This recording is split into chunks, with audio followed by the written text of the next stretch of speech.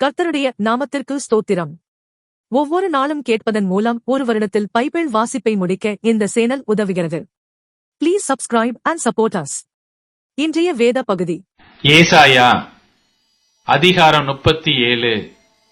ராஜாவாகிய எசேக்கியா அதை கேட்டபோது தன் வஸ்திரங்களை கிழித்து இரட்டு உடுத்திக் கொண்டு கர்த்தருடைய ஆலயத்தில் பிரவேசித்து அரமனை விசாரிப்புக்காரனாகிய எலியாக்கீமையும் சம்பிரதியாகிய செப்னாவையும் ஆசாரியர்களின் மூப்பரையும் ஆமோத்சின் குமாரனாகிய ஏசாயா என்னும் தீர்க்க தரிசியினிடத்திற்கு இரட்டு உடுத்தவர்களாக அனுப்பினான். இவர்கள் அவனை நோக்கி, இந்த நாள் நெருக்கமும் கண்டிதமும் தூஷணமும் அனுபவிக்கிற நாள், பிள்ளை பேறு நோக்கி இருக்கிறது, பெறவோ பலன் இல்லை. ஜீவனுள்ள தேவனை நிந்திக்கும்படி அசிரியா ராஜாவாகிய தன் ஆண்டவனால் அனுப்பப்பட்ட ரப்சாக்கே சொன்ன வார்த்தைகளை உமது தேவனாகிய கர்த்தர் கேட்டிருக்கிறார். உமது தேவனாகிய கர்த்தர் கேட்டிருக்கிற வார்த்தைகளின் நிமித்தம் தண்டனை செய்வார். ஆகையால் இன்னும் மீதியாய் இருக்கிறவர்களுக்காக விண்ணப்பம் செய்வீராக என்று எசேக்கியா சொல்லச் சொன்னார் என்றார்கள். இவ்விதமாய் எசேக்கியா ராஜாவின் ஊழியக்காரர் ஏசாயாவினிடத்தில் வந்து சொன்னார்கள். அப்பொழுது ஏசாயா அவர்களை நோக்கி, அசீரியா ராஜாவின் ஊழியக்காரர் என்னை தூஷித்ததும் நீர் கேட்டதுமான வார்த்தைகளினாலே பயப்படாதேயும்.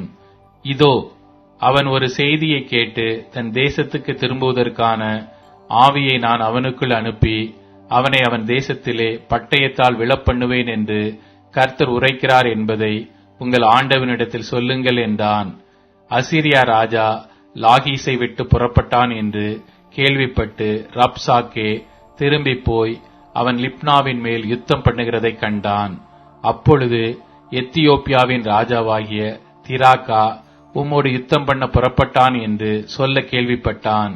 அதை கேட்டபோது அவன் எசேக்கியாவினிடத்திற்கு ஸ்தானாதிபதிகளை அனுப்பி, நீங்கள் யூதாவின் ராஜாவாகிய எசேக்கியாவுக்கு சொல்ல வேண்டியது என்னவென்றால், எருசலேம் அசீரியா ராஜாவின் கையில் ஒப்புக் கொடுக்கப்படுவதில்லை என்று நீ நம்பியிருக்கிற உன் தேவன் உன்னை எத்த ஒட்டாதே.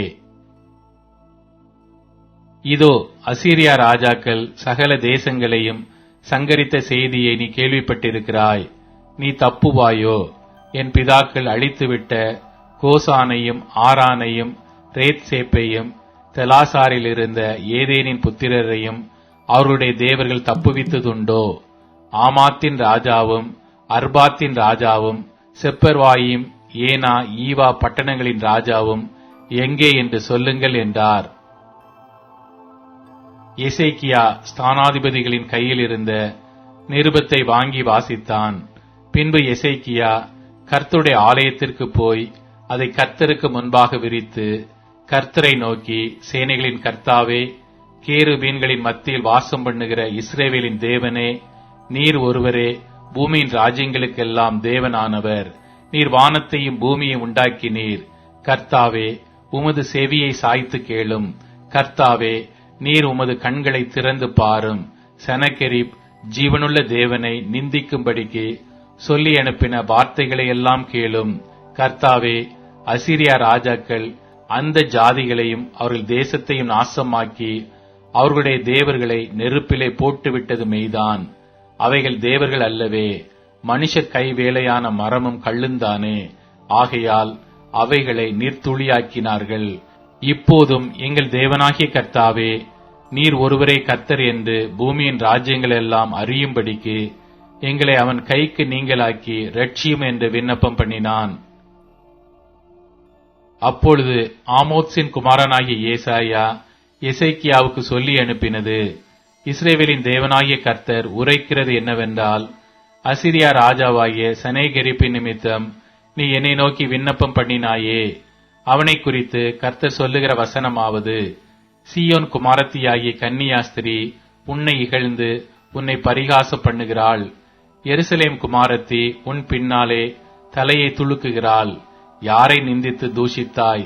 யாருக்கு விரோதமாய் உன் சத்தத்தை உயர்த்தினாய்? நீ இஸ்ரவேலின் பரிசுத்தருக்கு விரோதமாய் அல்லவோ உன் கண்களை மேட்டிமையாய் ஏறெடுத்தாய். உன் ஊழியக்காரரை கொண்டு ஆண்டவரை நிந்தித்து, என் ரதங்களின் திரளினாலே நான் மலைகளின் கொடு முடிகளுக்கும் லீபனோனின் சிகரங்களுக்கும் வந்து ஏறினேன்.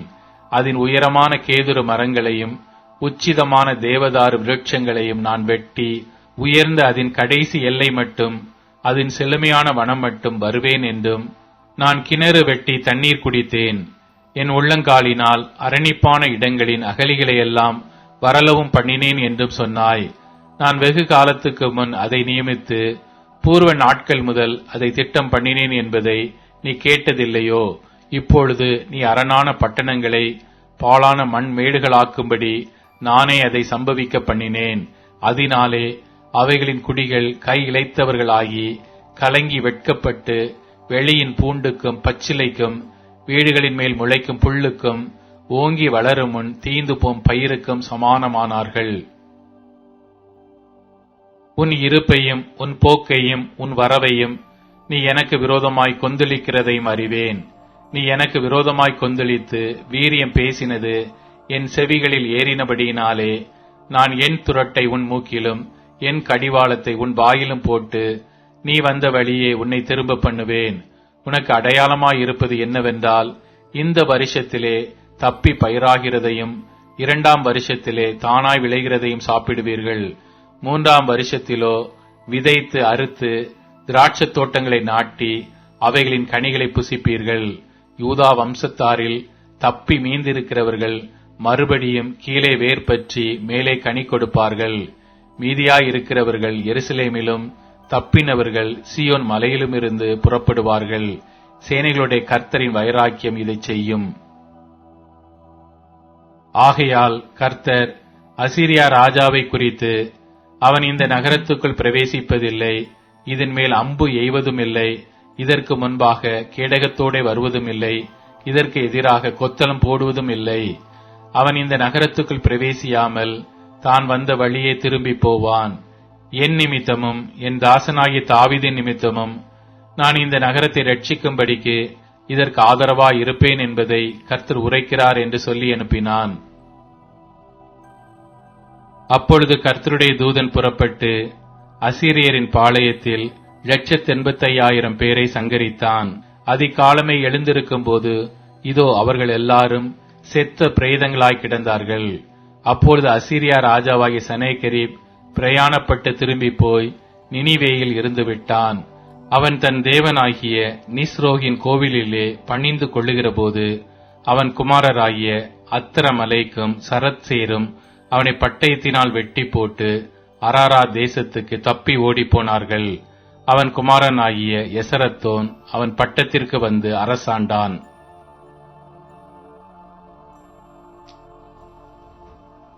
ஏசாயா அதிகாரம் 38. அந்நாட்களில் எசேக்கியா வியாதிப்பட்டு மரணத்துக்கு ஏதுவாயிருந்தான். அப்பொழுது ஆமோத்சின் குமாரனாகிய ஏசாயா என்னும் தீர்க்கதரிசி அவனிடத்தில் வந்து அவனை நோக்கி, நீர் உமது வீட்டு காரியத்தை ஒழுங்குபடுத்தும், நீர் பிழைக்க மாட்டீர், மரித்து போவீர் என்று கர்த்தர் சொல்லுகிறார் என்றான்.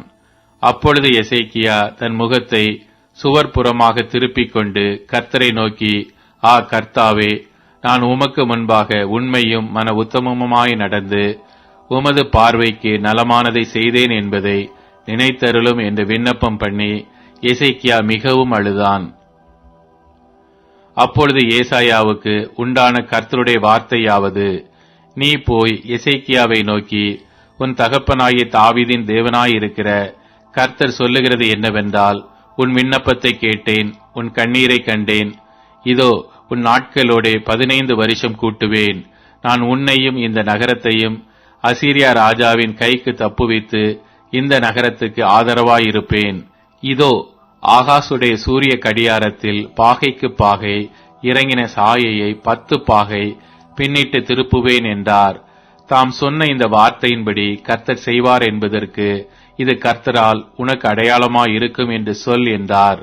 அப்படியே கடியாரத்தில் இறங்கியிருந்த சூரிய சாயை 10 பாகை திரும்பிற்று. யூதாவின் ராஜாவாகிய எசேக்கியா வியாதிப்பட்டு தன் வியாதி நீங்கி சொஸ்தமான போது எழுதி வைத்ததாவது, நான் என் பூரண ஆயுசின் வருஷங்களுக்கு சேராமல் பாதாளத்தின் வாசல்களுக்குட்படுவேன் என்று என் நாட்கள் அறுப்புண்கிற போது சொன்னேன். கர்த்தரை நான் இனி உயிரோடு இருக்கிறவர்களின் தேசத்திலே தரிசிப்பதில்லை. இனி பூலோக குடிகளோட இருந்து மனுஷரை நான் காண்பதில்லை. என் ஆயுசு மேய்ப்பனுடைய கூடாரத்தைப் போல என்னை விட்டு பெயர்ந்து போகிறது. நெய்கிறவன் பாவை அறுக்கிறது போல என் ஜீவனை அறுக்க கொடுக்கிறேன். என்னை பாவிலிருந்து அறுத்து விடுகிறார். இன்று இரவுக்குள்ளே என்னை முடிவடைய பண்ணுவீர். விடியற் காலம் மட்டும் நான் எண்ணமிட்டுக் கொண்டிருந்தேன். அவர் சிங்கம் போல் என் எலும்புகளை எல்லாம் நொறுக்குவார். இன்று இரவுக்குள்ளே என்னை முடிவடைய பண்ணுவீர் என்று சொல்லி நம்முட்டை போலும் தகைவிலான் குருவியைப் போலும் கூவினேன். புறாவை போல் புலம்பினேன்.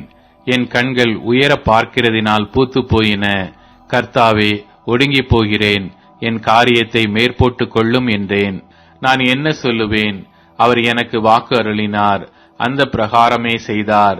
என் ஆயுஷின் வருஷங்களிலெல்லாம் என் ஆத்துமாவின் கசப்பை நினைத்து நடந்து கொள்வேன். ஆண்டவரே, இவைகளினால் மனுஷர் பிழைக்கிறார்கள். இவைகள் எல்லாம் என் உயிருக்கு உயிராயிருக்கிறது. என்னை சொஸ்தப்படவும் பிழைக்கவும் பண்ணினீர். இதோ சமாதானத்துக்கு பதிலாக மகா கசப்பு வந்திருந்தது. தேவரீரோ என் ஆத்துமாவை நேசித்து அழிவின் குழிக்கு விலக்கினீர்.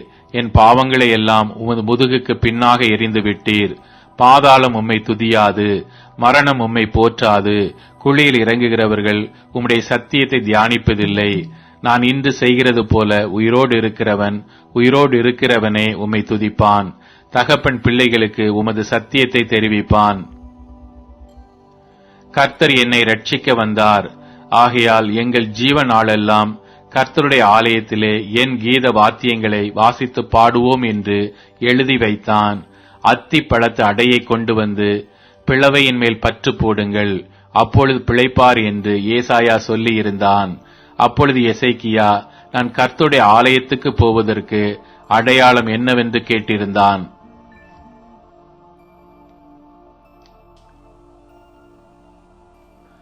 கொரிந்தியர் அதிகாரம் 10.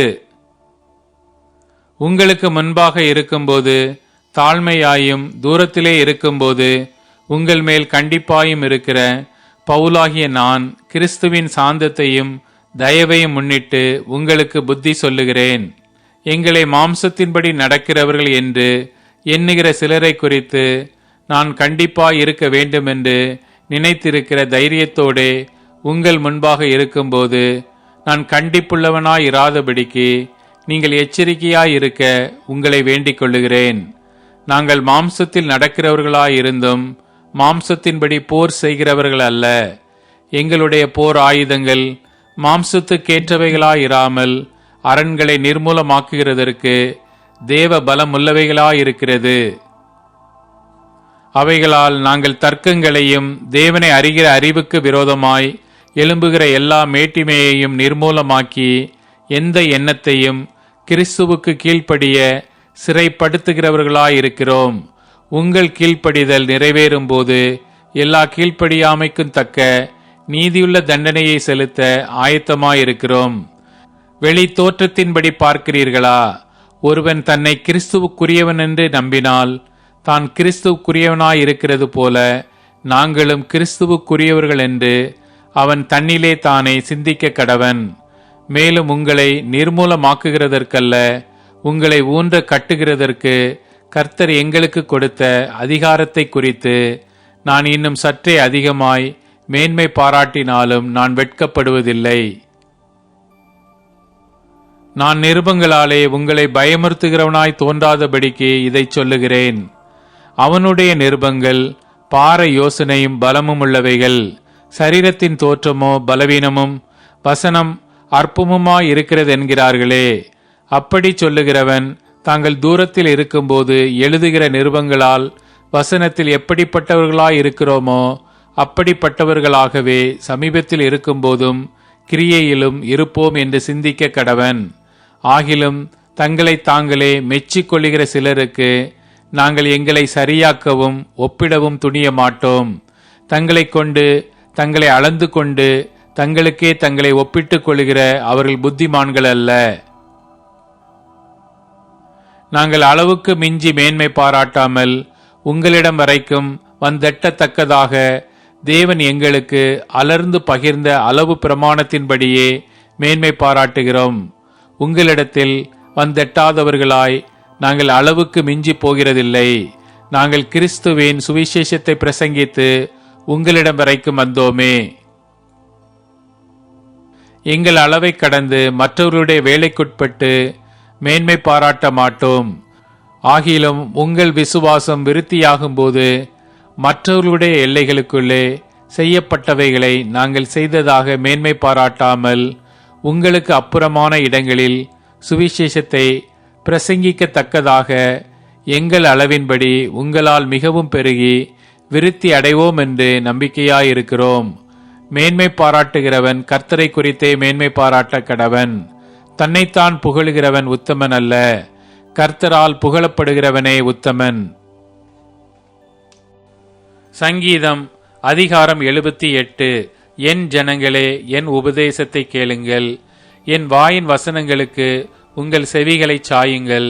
என் வாயை ஊமைகளால் திறப்பேன். பூர்வ காலத்து மறை பொருட்களை வெளிப்படுத்துவேன். அவைகளை நாங்கள் கேள்விப்பட்டு அறிந்தோம். எங்கள் பிதாக்கள் அவைகளை எங்களுக்கு தெரிவித்தார்கள். பின்வரும் சந்ததியான பிள்ளைக்கு நாங்கள் அவைகளை மறைக்காமல் கர்த்தரின் துதிகளையும் அவருடைய பலத்தையும் அவர் செய்த அவருடைய அதிசயங்களை விவரிப்போம். அவர் யாக்கோபிலே சாட்சியை ஏற்படுத்தி இஸ்ரவேலிலே வேதத்தை ஸ்தாபித்து அவைகளை தங்கள் பிள்ளைகளுக்கு அறிவிக்கும்படி நம்முடைய பிதாக்களுக்கு கட்டளையிட்டார். இனி பிறக்கும் பிள்ளைகளாகிய பின் சந்ததியார் அதை அறிந்து கொண்டு அவர்கள் எழும்பி தங்கள் பிள்ளைகளுக்கு அவைகளை சொல்லும்படிக்கும் தேவன் மேல் அவர்கள் தங்கள் நம்பிக்கையை வைத்து தேவனுடைய செயல்களை மறவாமல் அவர் கற்பனைகளை கைக்கொள்ளும்படிக்கும் இருதயத்தை செவ்வைப்படுத்தாமலும் தேவனை உறுதியாய் பற்றி கொள்ளாமலும் இருந்த முரட்டாட்டமும் கலகமும் உள்ள சந்ததியாகிய தங்கள் பிதாக்களுக்கு அவர்கள் ஒப்பாகாத படிக்கும் இவைகளை கட்டளையிட்டார். ஆயுதம் அணிந்த வில் வீரரான எப்பிராயிம் புத்திரர் யுத்த நாளிலே முதுகு காட்டினார்கள். அவர்கள் தேவனுடைய உடன்படிக்கையை கைக்கொள்ளாமலும் அவருடைய கட்டளைகளின்படி நடக்க சம்மதியாமலும் அவருடைய செயல்களையும் அவர் தங்களுக்கு காண்பித்த அதிசயங்களையும் மறந்தார்கள். அவருடைய பிதாக்களுக்கு முன்பாக எகிப்து தேசத்து சோவான் வெளியிலே அவர் அதிசயமானவைகளை செய்தார். கடலை பிளந்து அவர்களை கடக்க பண்ணி ஜலத்தை குவியலாக நிற்கும்படி செய்தார். பகலிலே மேகத்தினாலும் ரா முழுதும் அக்கினி வெளிச்சத்தினாலும் அவர்களை வழிநடத்தினார். வனாந்தரத்திலே கண் மலைகளை பிளந்து மகா ஆழங்களிலிருந்து தண்ணீரை அவர்களுக்கு குடிக்க கொடுத்தார். கண் மலையிலிருந்து நீரோட்டங்களை புறப்பட பண்ணி தண்ணீரை நதி போல ஓடி வரும்படி செய்தார். என்றாலும் அவர்கள் பின்னும் அவருக்கு விரோதமாய் பாவம் செய்து வறண்ட வெளியிலே உன்னதமானவருக்கு கோபம் ஊட்டினார்கள். தங்கள் இச்சைக்கேற்ற போஜனத்தை கேட்டு தங்கள் இருதயத்தில் தேவனை பரீட்சை பார்த்தார்கள். அவர்கள் தேவனுக்கு விரோதமாய் பேசி தேவன் வனாந்தரத்திலே போஜன பந்தியை ஆயத்தப்படுத்தக்கூடுமோ? இதோ அவர் கண்மலையை அடித்ததினால் தண்ணீர் புறப்பட்டு நதிகளாய் புரண்டு வந்தது. அவர் அப்பத்தையும் கொடுக்க கூடுமோ? தம்முடைய ஜனத்திற்கு மாம்சத்தையும் ஆயத்தப்படுத்துவாரோ என்றார்கள். ஆகையால் கர்த்தர் அதை கேட்டு கோபம் கொண்டார். அவர்கள் தேவனை விசுவாசியாமலும் அவருடைய இரட்சிப்பை நம்பாமலும் போனதினால் யாக்கோபுக்கு விரோதமாய் அக்கினி பற்றி எரிந்தது. இஸ்ரவேலுக்கு விரோதமாய் கோபம் மூண்டது. அவர் உயரத்திலுள்ள மேகங்களுக்கு கட்டளையிட்டு வானத்தின் கதவுகளை திறந்து மன்னாவை அவர்களுக்கு ஆகாரமாக வருஷிக்க பண்ணி வானத்தின் தானியத்தை அவர்களுக்கு கொடுத்தார். தூதர்களின் அப்பத்தை மனுஷன் சாப்பிட்டான். அவர்களுக்கு ஆகாரத்தை பூரணமாய் அனுப்பினார். ஆகாசத்திலே கீழ்காற்றை வரப்பண்ணி தம்முடைய வல்லமையினால் தென்றலையும் வீசச் செய்து மாம்சத்தை தூளத்தனையாயும் சிறகுள்ள பறவைகளை கடற்கரை மணலத்தனையாயும் வருஷிக்க பண்ணி அவைகளை அவர்கள் பாளையத்தின் நடுவிலும் அவர்கள் கூடாரங்களை சுற்றிலும் இறங்க பண்ணினார். அவர்கள் புசித்து திருப்தி அடைந்தார்கள். அவர்கள் இச்சித்ததை அவர்களுக்கு கொடுத்தார். அவர்கள் தங்கள் இச்சையை வெறுக்கவில்லை. அவருடைய போஜனம் அவர்கள் வாயில் இருக்கும் போதே தேவ கோபம் அவர்கள் மேல் எழும்பி அவர்களில் கொழுத்தவர்களை சங்கரித்து இஸ்ரவேலில் விசேஷித்தவர்களை மடிய பண்ணிற்று.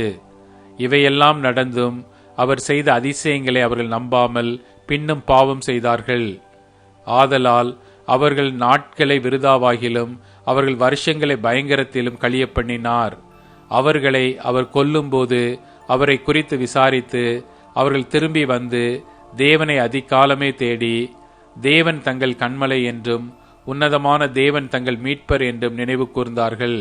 ஆனாலும் அவர்கள் தங்கள் வாயினால் அவருக்கு இச்சகம் பேசி தங்கள் நாவினால் அவரிடத்தில் பொய் சொன்னார்கள். அவர்கள் இருதயம் அவரிடத்தில் நிலைவரப்படவில்லை. அவருடைய உடன்படிக்கையில் அவர்கள் உண்மையாயிருக்கவில்லை. அவரோ அவர்களை அழிக்காமல் இரக்கமுள்ளவராய் அவர்கள் அக்கிரமத்தை மன்னித்தார். அவர் தமது உக்கிரம் முழுவதையும் எழுப்பாமல் அநேகந்தரம் தமது கோபத்தை விலக்கிவிட்டார். அவர்கள் மாம்சம் என்றும் திரும்பி வராமல் அகலுகிற காற்றென்றும் நினைவு கூர்ந்தார். எத்தனை தரமோ வனாந்திரத்திலே அவருக்கு கோபமூட்டி அவாந்திர வெளியிலே அவரை விசனப்படுத்தினார்கள். அவர்கள் திரும்பி தேவனை பரீட்சை பார்த்து இஸ்ரவேலின் பரிசுத்தரை மட்டுப்படுத்தினார்கள். அவருடைய கரத்தையும் அவர் தங்களை சத்துருவுக்கு விலக்கி மீட்ட நாளையும் நினையாமற் போனார்கள். அவர் எகிப்திலே தம்முடைய அடையாளங்களையும் சோவான் வெளியிலே தம்முடைய அற்புதங்களையும் செய்தார். அவர்களுடைய நதிகளை இரத்தமாக மாற்றி அவர்களுடைய ஆறுகளிலுள்ள ஜலத்தை குடிக்கக்கூடாதபடி செய்தார். அவர்களை அழிக்கும்படி வண்டு ஜாதிகளையும் அவர்களை கெடுக்கும்படி தவளைகளையும் அவர்களுக்குள்ளே அனுப்பினார். அவர்களுடைய விளைச்சலை புழுக்களுக்கும் அவர்களுடைய பிரயாசத்தின் பலனை வெட்டுக்கிளிகளுக்கும் கொடுத்தார்.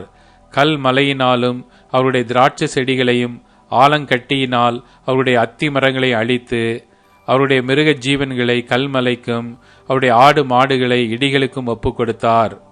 தமது உக்கிரமான கோபத்தையும் மூர்க்கத்தையும் சினத்தையும் உபத்திரவத்தையும் தீங்கு செய்யும் தூதர்களையும் அவர்களுக்குள்ளே அனுப்பினார். அவர் தம்முடைய கோபத்துக்கு வழி திறந்து அவர்கள் ஆத்துமாவை மரணத்துக்கு விலக்கி காவாமல் அவர்கள் ஜீவனை கொள்ளை நோய்க்கு ஒப்பு கொடுத்தார். எகிப்திலே தலைச்சன்கள் அனைத்தையும் காமின் கூடாரங்களிலே அவர்களுடைய பலனில் முதற் பலனான யாவையும் அளித்து தம்முடைய ஜனங்களை ஆடுகளைப் போல் புறப்பட பண்ணி அவர்களை வனாந்தரத்திலே மந்தையைப் போல் கூட்டிக் கொண்டு போய் அவர்கள் பயப்படாதபடிக்கு அவர்களை பத்திரமாய் வழிநடத்தினார். அவர்கள் சத்துருக்களை கடல் மூடி போட்டது. அவர்களை தமது பரிசுத்த ஸ்தலத்தின் எல்லை வரைக்கும் தமது வலது கரம் சம்பாதித்த இந்த பர்வதம் மட்டுக்கும் அழைத்து கொண்டு வந்து அவர்கள் முகத்திற்கு முன்பாக ஜாதிகளை துரத்திவிட்டு தேசத்தை நூல் போட்டு பங்கிட்டு அவர்களுடைய கூடாரங்களில் இஸ்ரவேலின் கோத்திரங்களை குடியேற்றினார். ஆனாலும் அவர்கள் உன்னதமான தேவனை பரீட்சை பார்த்து அவருக்கு கோபம் மூட்டி அவருடைய சாட்சிகளை கை கொள்ளாமற் போய் தங்கள் பிதாக்களைப் போல வழி விலகி துரோகம் பண்ணி மோசம் போக்கும் வில்லை போல் துவண்டு தங்கள் மேடைகளினால் அவருக்கு கோபமூட்டி தங்கள் விக்கிரகங்களினால் எரிச்சல் உண்டாக்கினார்கள். தேவன் அதை கேட்டு உக்கிரமாகி இஸ்ரவேலை மிகவும் வெறுத்து தாம் மனுஷருக்குள்ளே போட்ட கூடாரமாகிய சீலோவாவிலுள்ள வாசஸ்தலத்தை விட்டு விலகி தமது பலத்தை சிறையிருப்புக்கும் தமது மகிமையை சத்துருவின் கைக்கும் ஒப்பு கொடுத்து தமது ஜனத்தை பட்டயத்துக்கு இரையாக்கி தமது சுதந்திரத்தின் மேல் கோபம் கொண்டார். அவர்கள் வாலிபரை அக்கினி பட்சித்தது. அவர்கள் கன்னியாஸ்திரிகள் வாழ்க்கைப்படாதிருந்தார்கள். அவருடைய ஆசாரியர்கள் பட்டயத்தால் விழுந்தார்கள். அவருடைய விதவைகள் அளவில்லை. அப்பொழுது ஆண்டவர் நித்திரை தெளிந்தவனைப் போலவும் திராட்சை ரசத்தால் கெம்பீரிக்கிற பராக்கிரமசாலியைப் போலவும் விழித்து தம்முடைய சத்துருக்களை பின்புறமாக அடித்து அவர்களுக்கு நித்திய நிந்தையை வரப்பண்ணினார். அவர் யோசேப்பின் கூடாரத்தை புறக்கணித்தார். எப்பிராயிம் கோத்திரத்தை அவர் தெரிந்து கொள்ளாமல் யூதா கோத்திரத்தையும் தமக்கு பிரியமான சீயோன் பர்வதத்தையும் தெரிந்து கொண்டார். தம்முடைய பரிசுத்த ஸ்தலத்தை மலைகளைப் போலவும் என்றைக்கும் நிற்கும்படி தாம் அஸ்திபாரப்படுத்தின பூமியைப் போலவும் கட்டினார். தம்முடைய தாசனாகிய தாவீதை தெரிந்து கொண்டு ஆட்டு தொழுவங்களிலிருந்து அவனை எடுத்தார். கரவலாடுகளின் பின்னாக திரிந்த அவனை தம்முடைய ஜனமாகிய யாக்கோபையும் தம்முடைய சுதந்திரமாகிய இஸ்ரவேலையும் மேய்ப்பதற்காக அழைத்து கொண்டு வந்தார். இவன் அவர்களை தன் இருதயத்தின் உண்மையின்படியே மேய்த்து தன் கைகளின் திறமையினால் அவர்களை நடத்தினான். இப்போது tune in, Spotify, Amazon music மற்றும் யூடியூப் மியூசிக் ஆகியவற்றில் நமது பைபிள் 365 சேனல் கிடைக்கிறது. ஃபாலோ பண்ணுங்க.